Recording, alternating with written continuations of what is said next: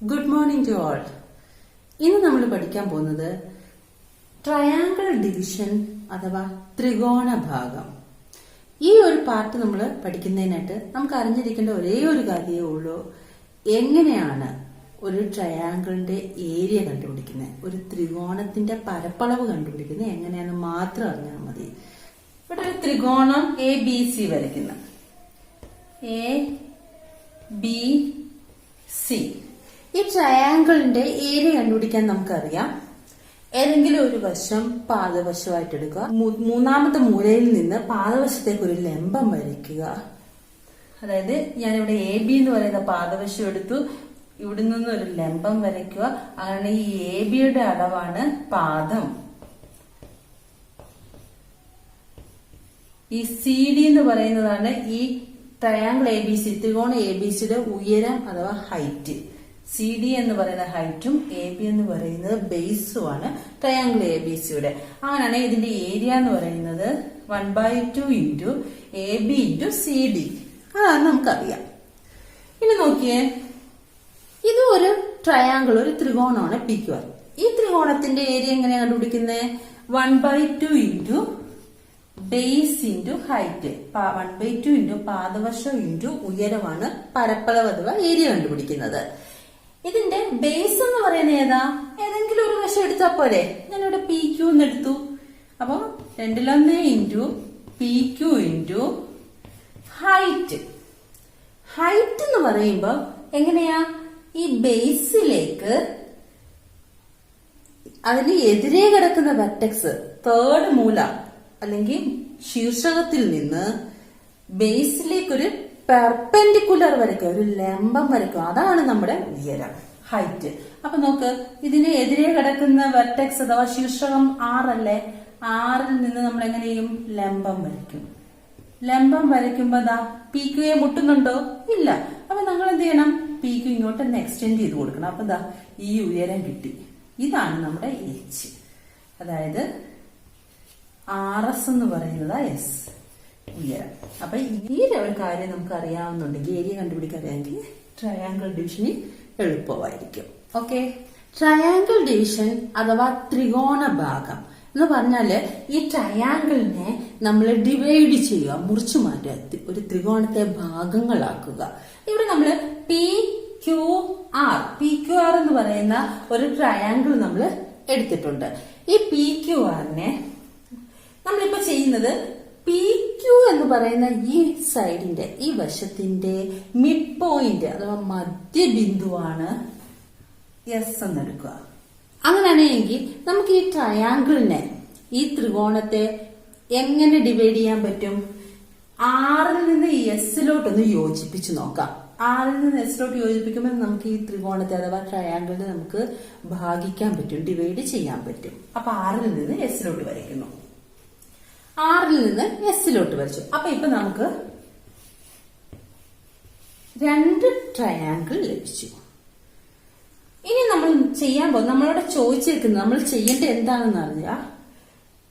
ഈ വശം 2ആയിട്ട് മുറിച്ചില്ലേ, ആ വശവും ഇതിന്റെ ഏരിയയും തമ്മിലുള്ള റിലേഷൻ, അതായത് സൈഡ്സ്, ബേസ് സൈഡ്സും ഏരിയയും തമ്മിലുള്ള റിലേഷൻ എന്ത്? ത്രികോണത്തിന്റെ പാദവശങ്ങളുടെയും ഈ ത്രികോണങ്ങളുടെ പരപ്പളവും തമ്മിലുള്ള ബന്ധം എന്താണ് എന്നാണ് നമ്മളോട് ചോദിച്ചേക്കുന്നത്. അപ്പൊ നമുക്കറിയാം, ഏതൊരു ട്രയാങ്കിള് ത്രികോണത്തിന്റെയും ഏരിയ അഥവാ പരപ്പളവ് എന്ന് പറയുന്നത് 1/2 ഇൻറ്റു ബി എച്ച്. അങ്ങനെയാണെങ്കിൽ നമുക്ക് ഫസ്റ്റ് കൺസിഡർ ചെയ്യാം RSQ. ഇതിന്റെ ഏരിയ, ട്രയാങ്കിൾ RSQന്റെ പരപ്പളവ് അഥവാ ഏരിയ എന്ന് പറയുന്നത് 2 ഇൻറ്റു പാദവശം. RSQന്റെ പാദവശം എന്ന് പറയുന്നത് SQ അല്ലേ?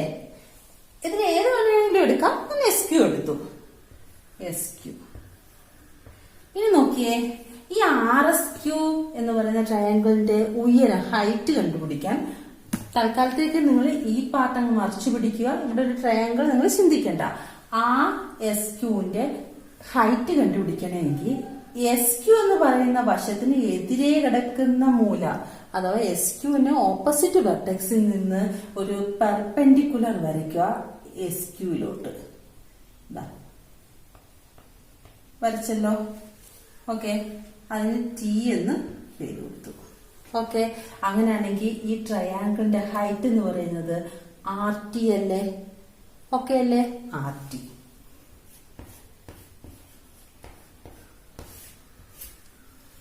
ആണല്ലോ. ഇനി നോക്ക്, ഇനി നമ്മൾ അടുത്ത ട്രയാങ്കിൾ ഏതാ? Triangle R S P. R S Q കണ്ടുപിടിച്ചു. ഇനി ആർ എസ് പിയുടെ ഏരിയ കണ്ടുപിടിക്കാം. 2 ഇൻറ്റു ആർ എസ് പിയുടെ പാദവശം ഏതാ? ഇത് പി എസ്.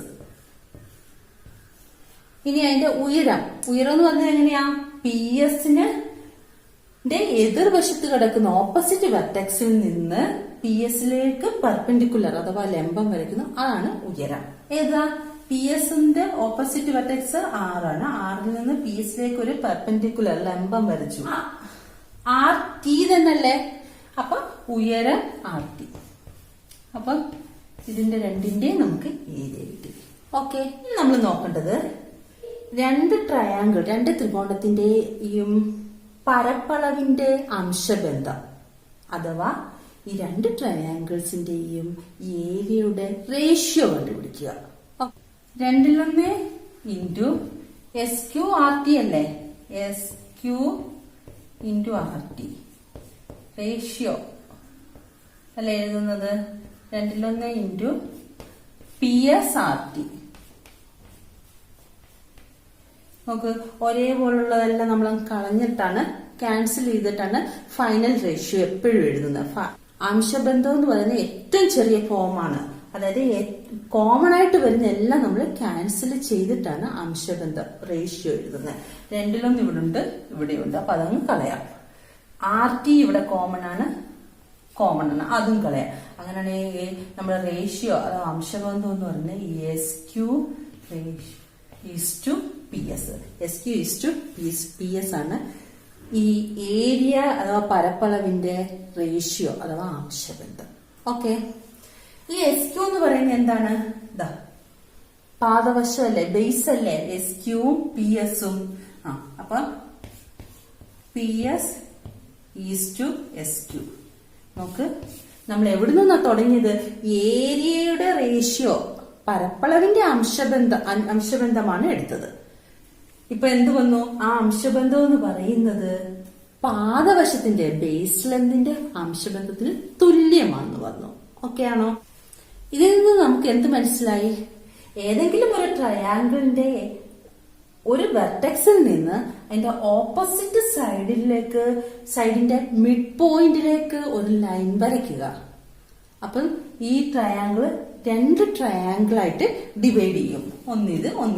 അങ്ങനെയാണെങ്കിൽ ഈ 2 ട്രയാങ്കിളിന്റെയും ഏരിയയുടെ റേഷ്യോ എന്ന് പറയുന്നത് ഇവയുടെ ബേസ് ലെന്തിന്റെ റേഷ്യോയ്ക്ക് തുല്യമായിരിക്കും. പറഞ്ഞതിതാണ്, ഒരു ത്രികോണത്തിന്റെ ഏതെങ്കിലും ഒരു ശീർഷകത്തിൽ നിന്ന്, ഇവിടെ നമ്മൾ 6 എടുത്തത്, 6ൽ നിന്ന് അതിന് എതിരെയുള്ള വശത്തിന്റെ മധ്യബിന്ദുവിലേക്ക് ഒരു വര വരയ്ക്കുക. അപ്പം ഈ ത്രികോണം 2 ത്രികോണങ്ങളായി മാറുന്നു. അങ്ങനെയാണെങ്കിൽ ഈ 2 ത്രികോണങ്ങളുടെയും പരപ്പളവിന്റെ അംശബന്ധം എന്ന് പറയുന്നത് ആ ത്രികോണങ്ങളുടെ പാദവശങ്ങളുടെ അംശബന്ധത്തിന് തുല്യമായിരിക്കും. അടുത്തതെന്ന് പറയുന്നത് നമ്മളിപ്പം ചെയ്തു കഴിഞ്ഞത് പി ക്യു ആർ എന്ന് പറയുന്ന ഒരു ത്രികോണം എടുത്തു. അതിന്റെ ഏതെങ്കിലും ഒരു വെർട്ടെക്സ് ഏതെങ്കിലും ഒരു മൂലയിൽ നിന്ന് അതിന് എതിർവശത്ത് ഓപ്പോസിറ്റ് സൈഡിന്റെ മിഡ് പോയിന്റിലേക്ക്, മധ്യബിന്ദുവിലേക്കാണ് നമ്മൾ വരച്ചത്. നമ്മൾ ചെയ്യാൻ പോകുന്നത് മിഡ് പോയിന്റിലേക്ക് വരയ്ക്കുന്നില്ല, അതിന് എതിർവശത്തുള്ള ഏതെങ്കിലും ഒരു ബിന്ദുവിലേക്ക്, ഏതെങ്കിലും ഒരു പോയിന്റിലേക്ക് വരയ്ക്കുന്നു. അങ്ങനെയാണെങ്കിൽ 6ൽ നിന്ന് പി ക്യൂയിലേക്ക് ഒരു വര വരയ്ക്കുന്നു. ഈ എസ് എന്ന് പറയുന്നത് പി ക്യൂവിന്റെ മിഡ് പോയിന്റ് അഥവാ മധ്യബിന്ദു ആണോ? അല്ല. അങ്ങനെയാണെങ്കിൽ ഇങ്ങനെയുള്ള ട്രയാങ്കിൾസിന്റെ ഏരിയയും ബേസ് ലെങ്തും തമ്മിലുള്ള റിലേഷനാണ് നോക്കുന്നത്. അഥവാ ഇങ്ങനെയുള്ള ത്രികോണങ്ങളുടെ പരപ്പളവും പാദവശത്തിന്റെ നീളങ്ങളും തമ്മിലുള്ള ബന്ധമാണ് നോക്കുന്നത്. ഓക്കെ, ഇവിടെ നമ്മള് പി ക്യു ആർ എന്ന് പറഞ്ഞ ഈ ട്രയാങ്കിൾ ഇപ്പൊ 2ആയിട്ട് മാറി. പി ആർ എസ് നമുക്ക് നോക്കാം. Triangle P triangle PRS. ആ ട്രയാങ്കിൾ PRSന്റെ പരപ്പളവ് അഥവാ ഏരിയ കണ്ടുപിടിക്കാൻ ഹാഫ് ഇൻറ്റു BH. പാദവശം ഇവിടെ എത്രയാ? PS അല്ലേ? അപ്പൊ 2/1 ഇൻറ്റു PS ഇൻറ്റു ഉയരം. ഉയരം എന്താ ചെയ്യേണ്ടത്? PS-ലേക്ക് ആ വെർട്ടെക്സിൽ നിന്ന് പെർപെൻഡിക്കുലർ വരയ്ക്കണം, അഥവാ ലംബം വരയ്ക്കണം. നമുക്ക് വരയ്ക്കാം. അപ്പൊ RT ആണ് RPS എന്ന് പറയുന്ന ട്രയാങ്കിളിന്റെ എന്ത് ഹൈറ്റ് അഥവാ ഉയരം. അപ്പൊ നമുക്കത് കിട്ടി. ഇനി അടുത്തത് ട്രയാങ്കിൾ ആണ് RSQ. അതിന്റെ പരപ്പളവ് എന്ന് പറയുന്നത് 2/1 ഇൻറ്റു പാദവശം എത്രയാ? ബേസ് ലെങ്ത് എത്രയാ?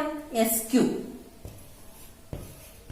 ഇൻറ്റു RSQന്റെ ഹൈറ്റ് എത്രയാ? നേരത്തെ പറഞ്ഞു ഈ SQന് ഓപ്പോസിറ്റ് കിടക്കുന്ന വെർട്ടെക്സിന് ഒരു ലംബം പെർപെൻഡിക്കുലർ വരയ്ക്കണം. അപ്പൊ ഇത് തന്നെയാണ് RT.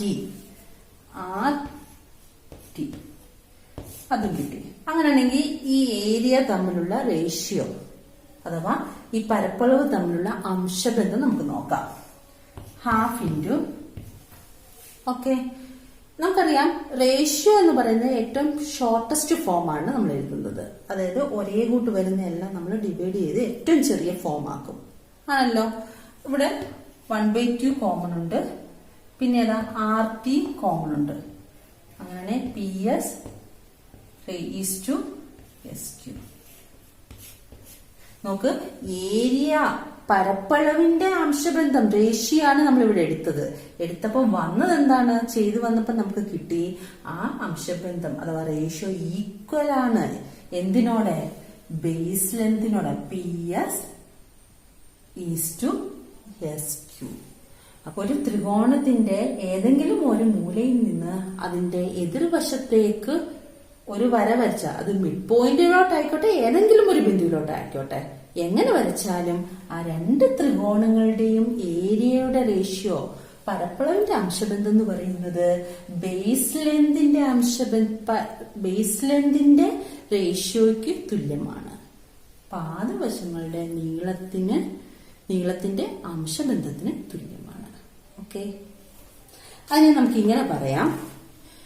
A line from the vertex of a triangle divides the length of the opposite side and the area of the triangle in the same ratio. ഒരു ത്രികോണത്തിന്റെ ഏത് മൂലയിൽ നിന്നും എതിർവശത്തേക്ക് വരയ്ക്കുന്ന ഒരു വര ഈ വശത്തിന്റെ നീളത്തെയും ത്രികോണത്തിന്റെ പരപ്പളവിനെയും ഒരേ അംശബന്ധത്തിലാണ് ഭാഗിക്കുന്നത്. അടുത്തതായി ഇവിടെ PQR എന്ന് പറയുന്ന ഒരു ട്രയാങ്കിൾ, ഒരു ത്രികോണം വരച്ചിട്ടുണ്ട്. ഇവിടെ PR എന്നും RQ എന്ന് പറയുന്ന രണ്ട് വശത്തിന്റെ അളവും തന്നിട്ടുണ്ട്. ഇനി നമ്മൾ ചെയ്യാൻ പോകുന്നത് R എന്ന പോയിന്റിൽ നിന്ന് PQയിലേക്ക് ലൈൻ വരയ്ക്കുന്നു. പക്ഷെ ലൈനിന്റെ ഒരു പ്രത്യേകതയുണ്ട്. R എന്ന് പറയുന്ന ആംഗിളിനെ ബൈസെക്ട് ചെയ്യുന്ന രീതിയിൽ, സമഭാഗം ചെയ്യുന്ന രീതിയിലാണ് നമ്മൾ ലൈൻ വരയ്ക്കുന്നത്. നോക്കിയേ, RS എന്ന് പറയുന്നത് ഈ ആംഗിളിന്റെ ബൈസെക്ടർ ആണ്. RS എന്ന് പറയുന്നത് ഈ കോണിന്റെ സമഭാജിയാണ്, തുല്യമായിട്ട് ഡിവൈഡ് ചെയ്യുന്നു. അപ്പോഴും നമുക്ക് രണ്ട് ട്രയാങ്കിൾസ് ലഭിച്ചു. ഇനി നമുക്ക് നോക്കാം PSR. ഈ PSRന്റെ ഏരിയ എങ്ങനെയാണ് കണക്കാക്കുന്നത്? അതിന് നമ്മൾ ചെയ്യുന്നത്, സാധാരണ കേസിൽ നമ്മൾ ഇവിടെ പാദവശമായിട്ട് എടുക്കുന്നത്. ഇപ്പം പാദവശമായിട്ട് എടുക്കാത്തതിന് കാരണം അവിടുത്തെ വശത്തിന്റെ അളവൊന്നും നമ്മുടെ കയ്യിലില്ല. ഈ വശം എടുക്കണമെന്നൊരു നിർബന്ധവുമില്ല. RP എന്ന് പറയുന്ന സൈഡിന്റെ ലെന്ത്, ആ വശത്തിന്റെ അളവ് നമുക്ക് തന്നിട്ടുണ്ട് 4 സെന്റിമീറ്റർ. അപ്പൊ നമ്മൾ എന്ത് ചെയ്യണം? ഇനി ഒരു വശം, പാദവശം, ബേസ് നമുക്ക് കിട്ടി RP.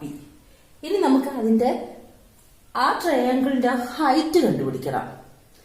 ഹൈറ്റ് കണ്ടുപിടിക്കുന്നതിന് RPയെ നമ്മൾ പാദവശം ബേസ് ആയിട്ട് എടുക്കുന്നെങ്കിൽ അതിന് ഓപ്പോസിറ്റ് വെർട്ടെക്സിൽ നിന്ന് RPയിലേക്ക് എന്ത് വരയ്ക്കണം? പെർപെൻഡിക്കുലർ വരയ്ക്കണം, ലംബം വരയ്ക്കണം. ആ അകലമാണ് നമ്മുടെ ട്രയാങ്കിളിന്റെ അഥവാ ത്രികോണത്തിന്റെ ഉയരം. അപ്പൊ നോക്ക്, എസിൽ നിന്ന് ആർ പിയിലേക്ക് ഒരു പെർപെൻഡിക്കുലർ അഥവാ ലംബം വരയ്ക്കുന്നു. ഇനി നോക്ക്, പി എസ് ആർ ഈ ട്രയാങ്കിളിന്റെ ഏരിയ കണ്ടുപിടിക്കുന്നത് എങ്ങനെയാ? ഓക്കെ, രണ്ടാമത്തെ ട്രയാങ്കിളായ എസ് ക്യു ആർ അതും 2 ഇൻറ്റു ഇവിടെ നമ്മള് പാദവശം ആർ ക്യൂ എടുക്കുന്നത്. അത് അപ്പൊ ആർ ക്യൂ 5 സെന്റിമീറ്റർ ഇൻറ്റു ഇനി ഹൈറ്റ് വേണം. ഹൈറ്റ് പാദവശം അഥവാ ബേസ് ലെന്ത് ആർ ക്യൂ ആയിട്ട് എടുത്താൽ ആർ ക്യൂയിലേക്ക് എസിൽ നിന്ന് നമ്മൾ പെർപെൻഡിക്കുലർ വരയ്ക്കണ്ടേ? ഹൈറ്റ് കിട്ടണമെങ്കിൽ നമ്മൾ വരയ്ക്കുവാൻ പോകുന്നു. ഈ ട്രയാങ്കിളിന്റെ ഈ ത്രികോണത്തിന്റെ ഉയരം ഹൈറ്റ് എന്ന് പറയുന്നത് SU. അപ്പൊ നമ്മള് 2 ട്രയാങ്കിളിന്റെയും ഏരിയ കണ്ടുപിടിച്ചു. ഇനി നമുക്ക് ഇതിന്റെ റേഷ്യോ അഥവാ അംശബന്ധമാണ് നമുക്ക് കണക്കെടുക്കേണ്ടത്. അത് കണ്ടെത്തുന്നതിന് മുന്നേ ഇവിടെ ഒന്ന് ശ്രദ്ധിച്ചേ. ഇവിടെ പെർപെൻഡിക്കുലർ ആയതുകൊണ്ട് ഇത് 90 ഡിഗ്രി 90 ഡിഗ്രി അല്ലേ? ആണല്ലോ. ഈ ആംഗിളും ഈ ആംഗിളും ഈക്വൽ ആണ്. എങ്ങനെ? റീസൺ എന്ന് പറയുന്നത് കാരണം എന്താണ്? RS is the angle bisector. കോൺ ആറിന്റെ സമഭാജിയാണ് RS എന്ന് പറയുന്ന ലൈൻ. അപ്പൊ ഇത് കിട്ടി. അങ്ങനെയാണെങ്കിൽ ഞാൻ ഇവിടെ X എന്ന് കൊടുത്താൽ ഇപ്പുറവും X ഡിഗ്രി ആയിരിക്കും. ഓക്കെ അല്ലേ? ഒരു ട്രയാങ്കിളിന്റെ 3 ആംഗിൾസ് ആണ് 180 ഡിഗ്രി. ഒരു ത്രികോണത്തിന്റെ 3 കോണുകളുടെ തുക 180 ഡിഗ്രി. ഇത് 90 ആണ്. ഇവിടെ X ഡിഗ്രി. ഈ കോണും കൂടെ ആഡ് ചെയ്യുമ്പോ എത്ര വരണം? 90 വരണം. എന്നാലല്ലേ ഇത് 180 ആവൂ. ഓക്കെ, ഇതാ ഈ ത്രികോണം 180 ആവും. ഇത് 90, ഇത് X. അങ്ങനെ ഇത് എത്രയായിരിക്കും? 90 മൈനസ് X. ഓക്കെ ആണോ? ഇതും പെർപെൻഡിക്കുലർ ആണ്, നമ്മൾ വരച്ചതാണ്. അതുകൊണ്ട് ഇത് 90 ഡിഗ്രി, ഇത് X ഡിഗ്രി. ഇവിടെ എത്രയായിരിക്കും? 90 മൈനസ് X. ഇനി നോക്കിയേ, SR എന്ന് പറയുന്ന ലൈൻ ഒന്ന് നോക്കിയേ. നിങ്ങള് 2 ട്രയാങ്കിൾ ഇപ്പൊ ഒന്ന് നിങ്ങൾ 2 ട്രയാങ്കിൾ ചിന്തിക്കുക. ട്രയാങ്കിൾ RSU, ട്രയാങ്കിൾ RST നിങ്ങൾ കൺസിഡർ ചെയ്യുക. പരിഗണിക്കുമ്പോ RS എന്ന് പറയുന്നത് ഈ 2 ട്രയാങ്കിളിനും കോമൺ ആയിട്ടുള്ള വശമല്ലേ? പൊതുവശമല്ലേ? ആണല്ലോ. ഈ ട്രയാങ്കിളിൽ RS എന്ന് പറയുന്ന കോമൺ സൈഡും അതിന്റെ ഒരു എൻഡിലുള്ള ആംഗിൾ X ഡിഗ്രിയും ഒരു എൻഡിലുള്ള 90 മൈനസ് X ഡിഗ്രി ആംഗിൾ. ഇപ്പുറത്തെ ട്രയാങ്കിൾ നോക്കിയേ. ഇവിടെയും RS എന്ന് പറയുന്ന ഒരു വശം, അതിന്റെ ഒരു ആംഗിൾ X ഡിഗ്രി, ഇവിടെ 90 മൈനസ് X ഡിഗ്രി. അപ്പം ഒരു ത്രികോണത്തിന്റെ ഒരു വശവും അതിന്റെ എൻഡ് ആംഗിൾസും മറ്റൊരു ത്രികോണത്തിന്റെ ഒരു വശവും എൻഡ് ആംഗിൾസുമായിട്ട് സെയിം ആയിട്ട് വന്നാൽ നമുക്ക് പറയാം അതിന്റെ ആ ത്രികോണത്തിലെ ബാക്കി എല്ലാ വശങ്ങളും തുല്യമായിരിക്കും, മൂന്നാമത്തെ കോണും തുല്യമായിരിക്കും. ഓക്കെ ആണേ? അത് നമ്മൾ 8ാം ക്ലാസ്സിൽ ഫസ്റ്റ് ചാപ്റ്റർ പഠിച്ചിട്ടുള്ളതാണ്. അങ്ങനെയാണെങ്കിൽ നമുക്ക് പറയാം ഈ 2 ത്രികോണങ്ങളും ഈക്വൽ ആണ്. കാരണം 3 ആംഗിൾസും സെയിം ആയിട്ട് തന്നെ വന്നിട്ടുണ്ട്, ഒരു സൈഡും സെയിം ആയിട്ട് വന്നിട്ടുണ്ട്. അങ്ങനെയാണെങ്കിൽ നമുക്ക് പറയാം ഇതിന്റെ ബാക്കി വശങ്ങളും തുല്യമാണെന്ന് പറയാം. ബാക്കി വശങ്ങൾ ഏതൊക്കെയാ? SU, STU. SU equal ST. അടുത്തത് RU equal RT. RU equals RT. ഇങ്ങനെ നമുക്ക് കിട്ടി. ഓക്കെ, നമ്മൾ എന്താ ചെയ്യേണ്ടത്? ഈ 2 ട്രയാങ്കിൾസിന്റെ 2 ത്രികോണങ്ങളുടെ ഏരിയ അതാ പരപ്പളവിന്റെ റേഷ്യോ ആണ് കാണാൻ പോകുന്നത്. അങ്ങനെയാണെങ്കിൽ 2ലും ഇതിനകത്ത് കോമൺ ആണല്ലോ. ഒരു റേഷ്യോ എന്ന് പറയുന്നത് ഏറ്റവും ഷോർട്ടസ്റ്റ് ഫോം, അതായത് കോമൺ ആയിട്ട് വരുന്ന എല്ലാം ഡിവൈഡ് ചെയ്ത് ഏറ്റവും ചെറിയ രൂപത്തെയാണ് നമ്മൾ അംശബന്ധം അഥവാ റേഷ്യോ ആയിട്ട് എടുക്കുന്നത്. അങ്ങനെയാണെങ്കിൽ 4 ഇൻറ്റു ST ഈസ്റ്റു. ഇവിടെ നിങ്ങൾ തന്നെ ഇപ്പം പറഞ്ഞു ST എന്ന് പറയുന്ന SUവിന് ഈക്വൽ ആണെന്ന്. അങ്ങനെയാണെങ്കിൽ 5 ഇൻറ്റു SUവിന് വരെ നമുക്ക് ST എന്ന് കൊടുത്താൽ പോരെ? ഇപ്പൊ ST വീണ്ടും കോമൺ ആയിട്ട് വന്നു. 4:5. അതായത് ഈ 4:5, ഈ 4:5 എന്താ നോക്കിയേ, ഏത് ആംഗിളിനെയാണോ നമ്മൾ ബൈസെക്ട് ചെയ്തത്, ഏത് കോണിനെയാണോ സമഭാഗം ചെയ്തത്, അതിന്റെ രണ്ടറ്റത്തുള്ള വശങ്ങളാണ് 4ഉം 5ഉം. ഓക്കെ, അങ്ങനെയാണെങ്കിൽ നമുക്ക് പറയാം, ഒരു ത്രികോണത്തിലെ ഏതെങ്കിലും ഒരു കോണിനെ ബൈസെക്ട് സമഭാഗം ചെയ്തുകൊണ്ട് ഒരു ലൈൻ വരയ്ക്കുമ്പോൾ നിങ്ങൾക്ക് 2 ത്രികോണങ്ങൾ ലഭിക്കും. ഓക്കെ, ഈ ത്രികോണങ്ങളുടെ ഈ പരപ്പളവിന്റെ അംശബന്ധം എടുത്താൽ നിങ്ങൾ ബൈസെക്ട് ചെയ്യാൻ എടുത്ത കോണില്ലേ, ആ കോണിന്റെ അടുത്തടുത്തുള്ള വശങ്ങളുടെ അംശബന്ധത്തിന് തുല്യമായിരിക്കും. പറഞ്ഞതിതാണ്, നിങ്ങൾ ഒരു ട്രയാങ്കിളിൽ ഏതെങ്കിലും ഒരു കോൺ എടുത്ത് അതിനെ ബൈസെക്ട് ചെയ്യൂ. ബൈസെക്ട് ചെയ്യുമ്പോൾ നിങ്ങൾക്ക് 2 ട്രയാങ്കിൾസ് ലഭിക്കും. ഈ ട്രയാങ്കിൾസിന്റെ റേഷ്യോ കണ്ടുപിടിച്ച് നോക്കിയാൽ നിങ്ങൾക്ക് മനസ്സിലാവും ഈ ആംഗിളിന്റെ അഡ്ജസന്റ് സൈഡ്സിലുള്ള ലെന്തിന്റെ റേഷ്യോ ആയിരിക്കും. ഓക്കെ, ഇതിനെ നമുക്ക് ഇങ്ങനെ ഡെഫിനിഷൻ ആയിട്ട് പറയാം. ഒരു ത്രികോണത്തിലെ ഏത് കോണിന്റെയും സമഭാജി എതിർവശത്തെ കോണിന്റെ വശങ്ങളുടെ അംശബന്ധത്തിലാണ് ഭാഗിക്കുന്നത്. അതായത് in any triangle the bisector of an angle divides the opposite side in the ratio of the sides of the angle.